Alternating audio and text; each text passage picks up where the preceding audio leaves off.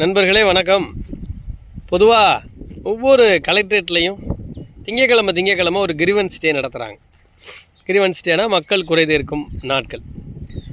அந்த மக்கள் குறை தீர்ந்திருக்கான்னா என்றைக்கும் தீர்ந்ததா சரித்திரமே இல்லை.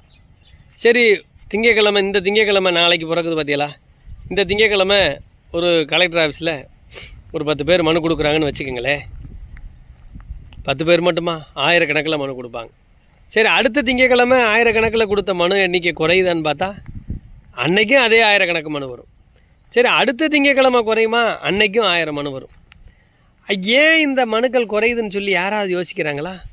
எந்த கலெக்டரும் யோசிக்கிறது இல்லை. கிரீவன்ஸ் டேலாம் வெறும் ஐவாஷ்.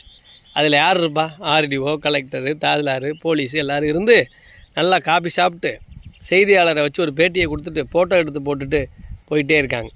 எல்லாம் இருக்கைக்கு கீழே போய் ஒவ்வொரு சீட்லையும் இருக்கைக்கு கீழே போய் இந்த மனு பூரா கிடக்கும். இந்த மனுவை கொடுத்தவன் அலைஞ்சிக்கிட்டே திரிஞ்சு போராடி ஒரு கட்டத்தில் சண்டை போடையில் அதிகாரி என்ன தெரியுமா செய்வாங்க?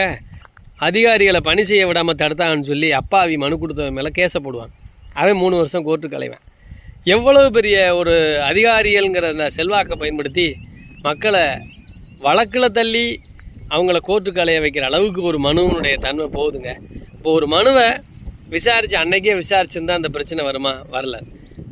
ஆனால் கேஸு தோற்று போயிடும். ஆனால் 3 வருஷம் கோர்ட்டுக்கு அலையிற ஏழை எவ்வளோ சிரமப்பட்டிருப்பான்.